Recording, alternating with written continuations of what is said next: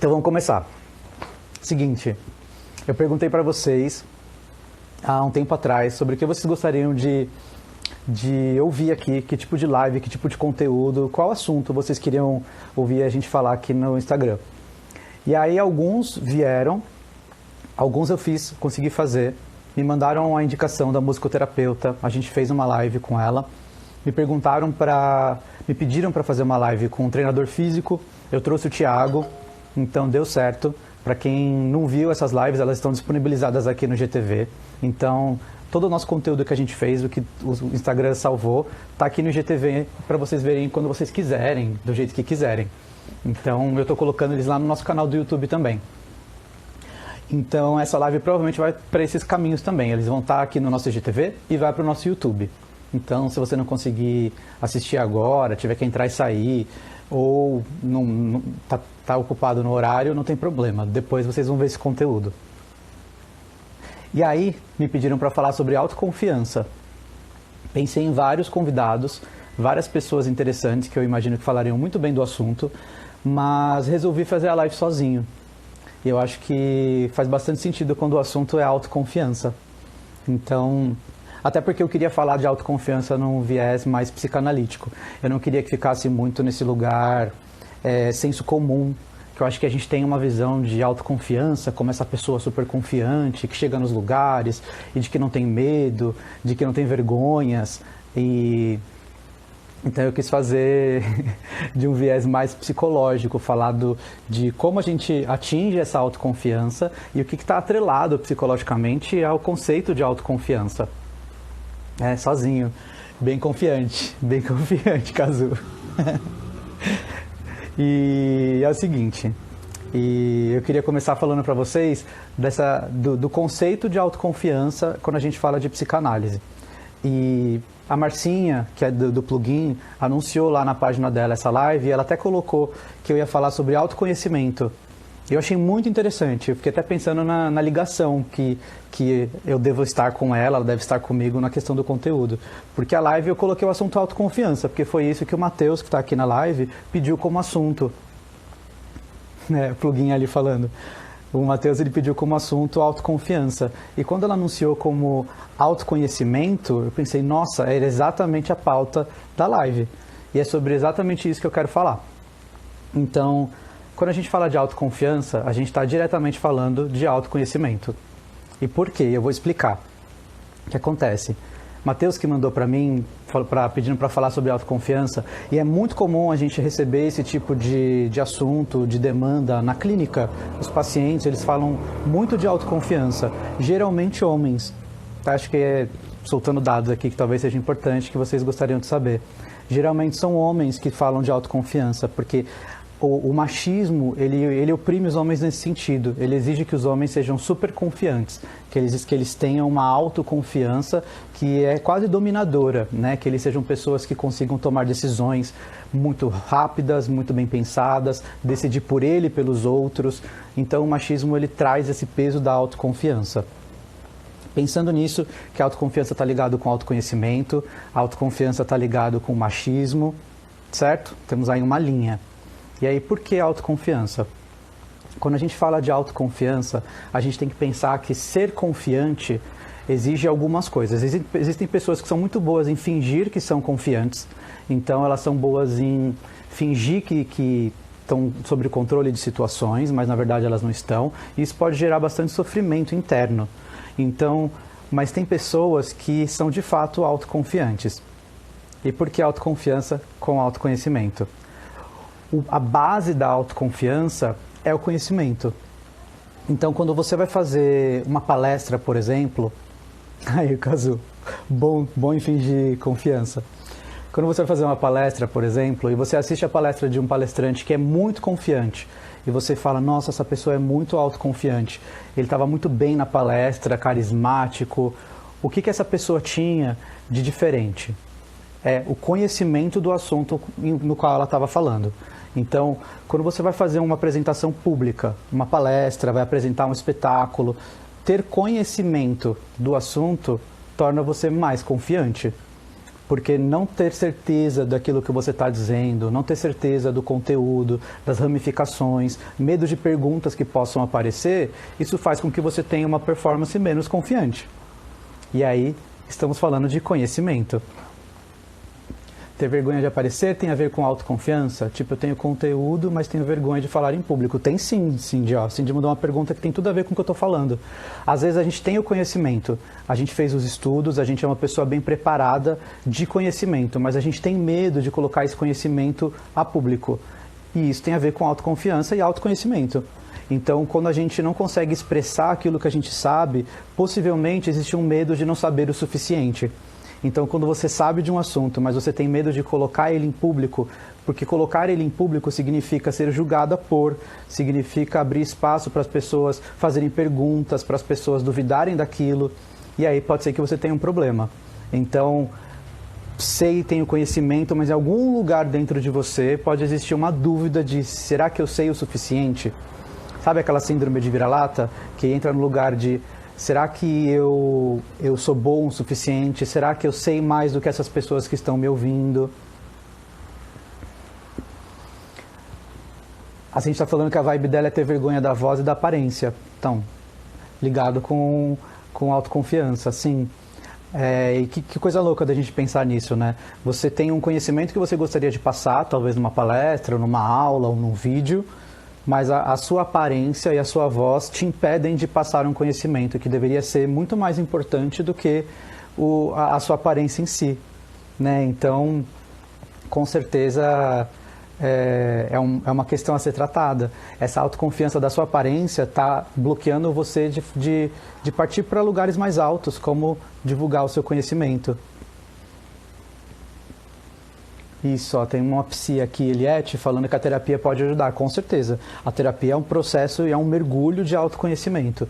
E esse autoconhecimento vai fazer com que você seja mais autoconfiante. Então, como eu estava falando da questão de se conhecer melhor, de saber quem você é, teve um momento da minha vida que eu trabalhava muito com jovens. Então, eu faço um trabalho com teatro. Eu sou ator, diretor, trabalhei com teatro por muitos anos e teve um momento que eu consegui unir isso muito bem, o teatro e a psicologia. E aí, unindo essas duas coisas, eu acabei dando palestras para jovens sobre timidez, que é uma das questões que mais aparece quando a gente fala de teatro terapêutico. As pessoas chegam com uma questão de timidez. E aí a gente percebe que essa timidez, essa falta de autoconfiança, está muito ligada com falta de autoconhecimento.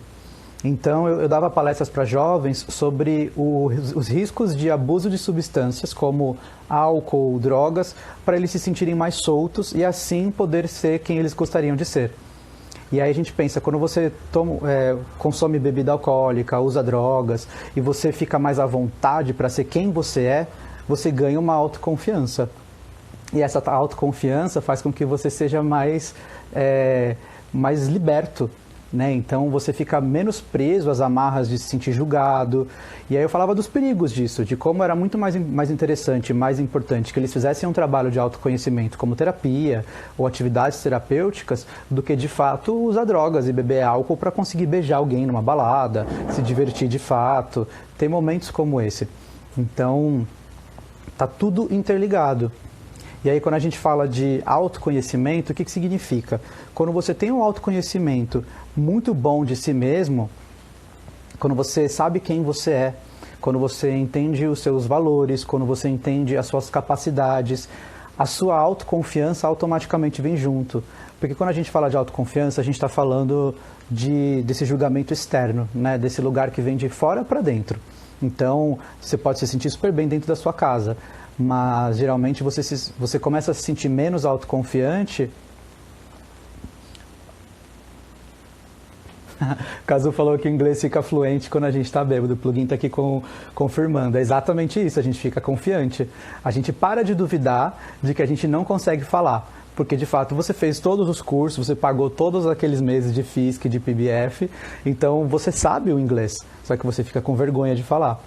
Então, voltando para essa questão da sua casa, às vezes você tem o conhecimento, mas você se sente julgado pelas pessoas dentro da sua casa, você se sente julgado por professores, figuras de poder em geral, pode ser pai, mãe, irmão, pode ser namorado, pode ser melhores amigos, e isso faz com que você fique menos autoconfiante. Saber que você sabe é uma ferramenta e é poderosíssima.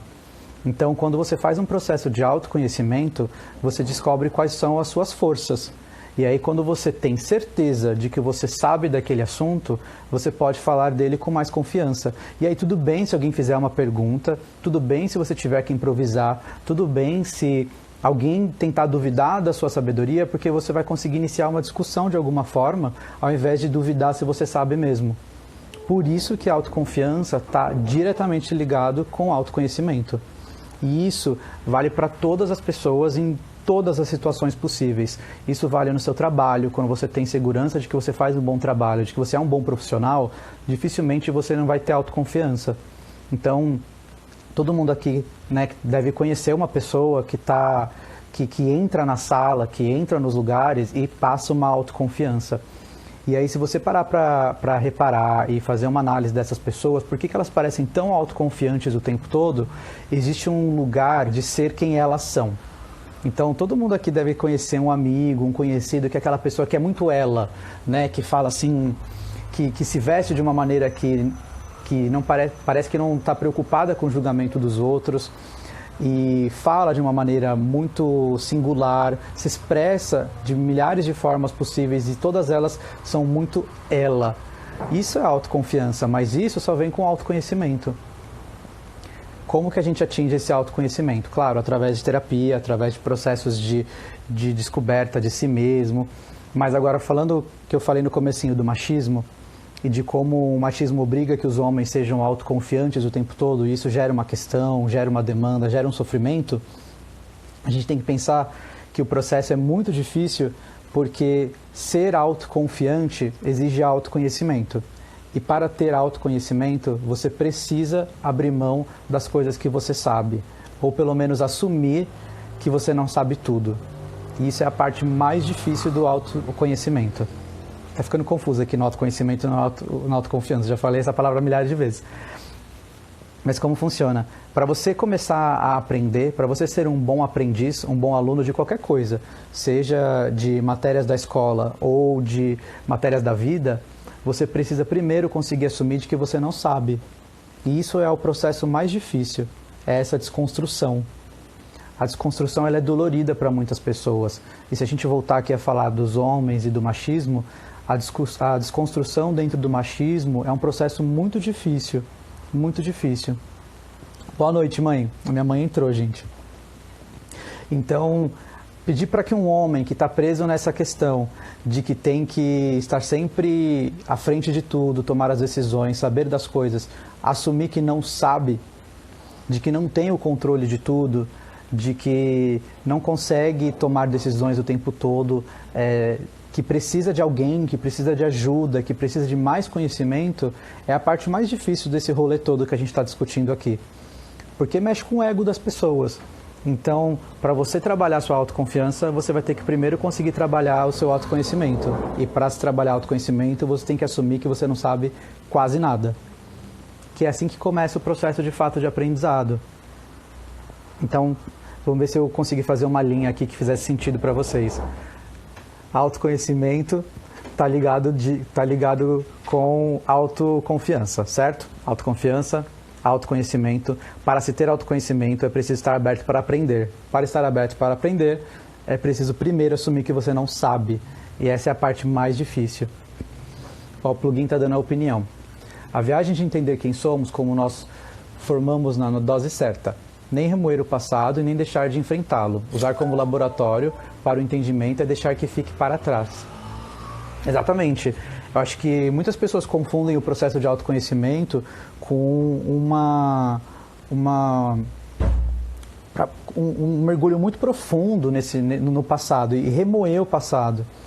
É claro que é muito importante que a gente consiga voltar no passado e entender o que aconteceu, por que aconteceu, como aconteceu, mas é importante que a gente também aprenda com ele, saiba jogar fora aquilo que não vale, pegar aquilo que vale, aprender para seguir para frente, né? Pensar no seu presente.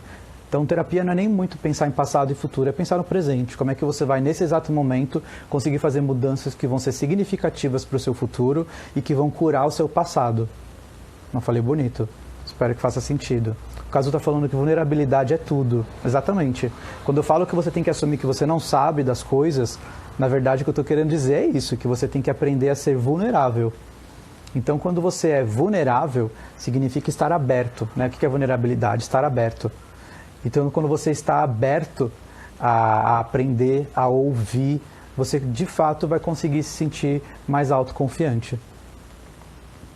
Eu espero que tenha respondido a pergunta do Matheus, que pediu para a live da autoconfiança. Porque o que a gente faz na terapia é basicamente isso. A terapia ela é um processo de autoconfiança e de autoconhecimento. Mas antes de tudo, ela é um processo de vulnerabilidade. Então, quando a gente entra num processo terapêutico de análise, eu digo, né, eu como terapeuta e vocês, pessoas que estão como pacientes, vai primeiro deixar você num estágio cru, que é um estágio de muita vulnerabilidade. Então você vai primeiro se sentir muito vulnerável. E aí, através dessa vulnerabilidade, significa que você vai estar aberto para aprender. E aí, quando você está aberto para aprender, para assumir que você está errado, você começa um processo de perdão, de desculpa, de ressignificação. E tudo isso faz parte do seu processo de autoconfiança. Espero que tenha feito sentido. O Matheus está falando que fez sentido. Fico feliz.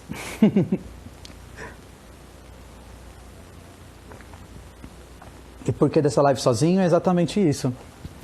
Eu estou fazendo essa live sozinho justamente porque faz mais sentido quando a gente fala de autoconfiança. Eu acho até que fica com essa sensação também de que a gente está numa grande terapia em grupo aqui. Ó, a Solange está falando que é como se fosse uma reforma íntima, exatamente. Por isso que é tão difícil. E por isso que muitas pessoas têm muita resistência com terapia. Porque para você fazer terapia, você não vai entrar na terapia hoje e sair se sentindo super autoconfiante. A terapia ela vai fazer com que você se sinta provavelmente pior no primeiro momento. Então você vai se sentir menos autoconfiante, você vai se sentir um pouco mais para baixo, talvez você vai se sentir uma pessoa pior no primeiro momento. Por quê? Porque você vai estar mais vulnerável. E quando a gente está mais vulnerável, a gente se sente um pouco mais para baixo, precisando de acolhimento. Então é muito, muito, muito, muito complicado esse primeiro momento. Mas faz muito sentido no futuro. Então, é um investimento que você faz em você, porque é um investimento que vai fazer com que você parta de um lugar sem autoconfiança, que significa ter pouco autoconhecimento, é conhecer pouco de si mesmo. Olha como isso é triste quando a gente para pensar no significado da palavra. Não ter autoconhecimento é saber pouco quem você é. E isso gera uma coisa que é muito complicada, que atrapalha muito o processo terapêutico e muito o nosso processo de vida. Quando você sabe muito pouco sobre você, sobre quem você é, sobre quem você quer ser, a gente tem que se definir de alguma forma. Então, quem vai fazer essa definição são as outras pessoas.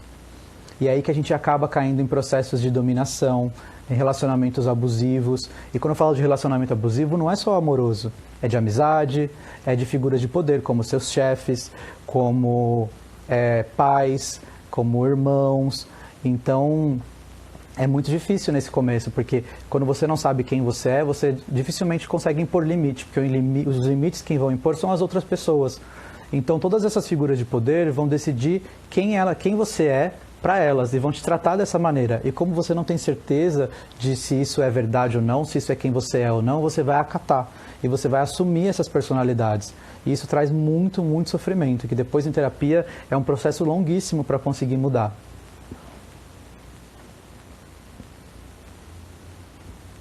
Assim a gente está falando para falar um pouco mais de terapia, que ela já tentou fazer, mas achou que o santo dela não bateu com o profissional, e aí desistiu.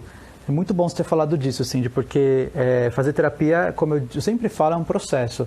E é um processo que envolve um relacionamento, que eu não diria íntimo, porque eu acho que íntimo não é a palavra, mas é um relacionamento complexo entre duas pessoas. Então, entre o paciente e o terapeuta.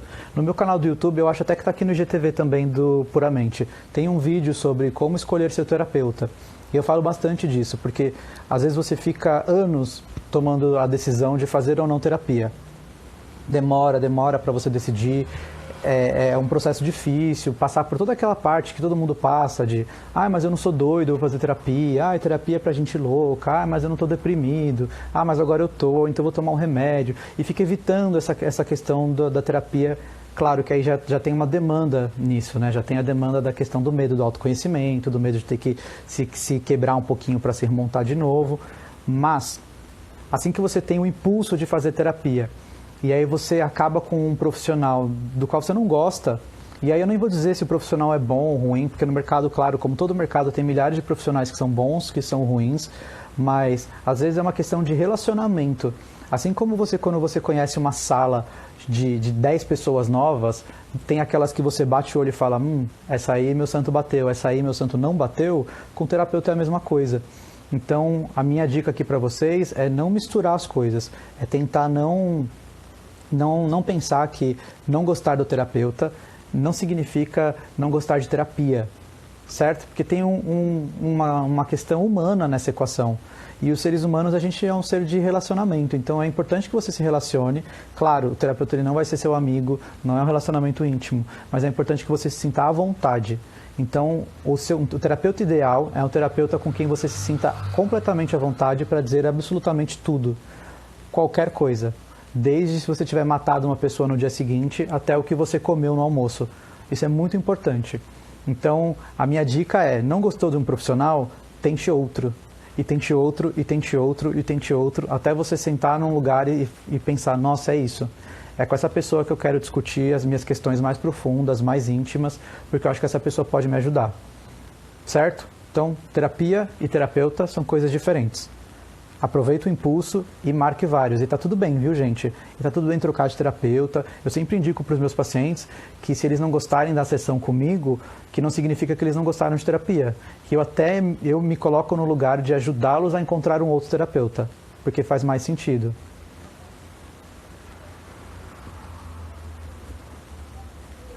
Ela respondeu que foi isso, que ela não se sentia à vontade, mas ela sei que precisa de terapia. Acha que todo mundo precisa. Acho que todo mundo poderia se beneficiar. Não sei se todo mundo precisa, mas todo mundo de fato se beneficiaria com a terapia. Meu pai está perguntando se pequenas tarefas do dia a dia podem fortalecer a autoestima. E muito, e muito. Eu acho que vocês vão se identificar quando eu falar aqui que quando você está num dia que as coisas não funcionam, a sua autoestima muda e muito. E a autoestima ela é muito poderosa, né? A autoestima, a autoconfiança, autoconhecimento. As 3 palavrinhas aí que estão interligadas. Mas ela é poderosa num nível que ela pode alterar a sua percepção de você mesmo. Eu já falei muito disso aqui na minha página, aqui no Instagram. Então, para vocês terem uma ideia, acho que muitas pessoas aí vão se identificar.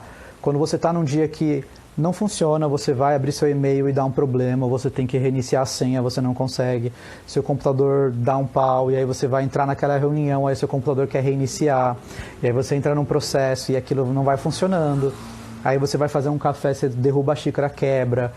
Quando você tem um dia de muitas falhas, você pode ter certeza que nesse dia, quando você se olhar no espelho, você vai se sentir mais feio.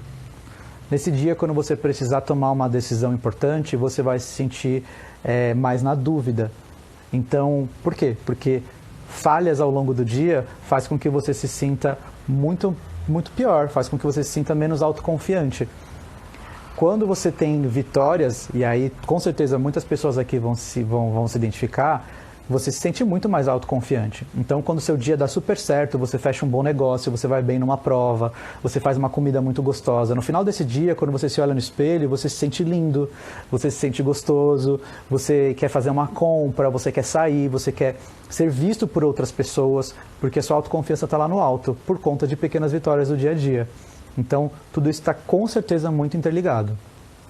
O Anderson falou para falar um pouco sobre o padrão de beleza que a sociedade impõe versus a nossa realidade. Nossa, Eliane concordou. Exatamente, gente. Infelizmente, existem padrões de beleza. E aí, pensa no que eu falei lá no início da live, para quem estava aqui desde o começo.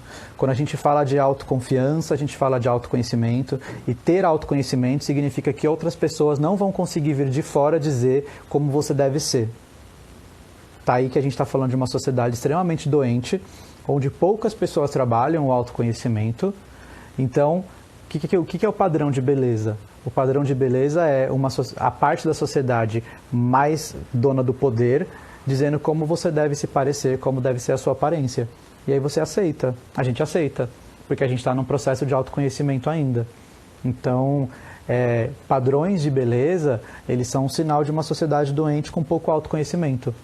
Por isso que é tão importante a gente pensar nas pessoas que estão no processo de empoderamento, quando a gente fala dos gays, das pessoas gordas, das pessoas pretas, de todas as minorias. Quando a gente fala de minoria não é nem de quantidade, né? Minoria de posição social, de poder social, de decisão.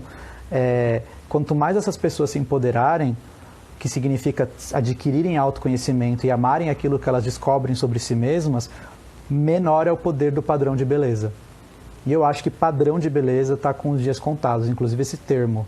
Eu acho que o termo padrão de beleza está com os dias contados. Pode levar aí mais uns 10, 20 anos, mas a gente vai virar esse paradigma aí e não vai existir mais isso.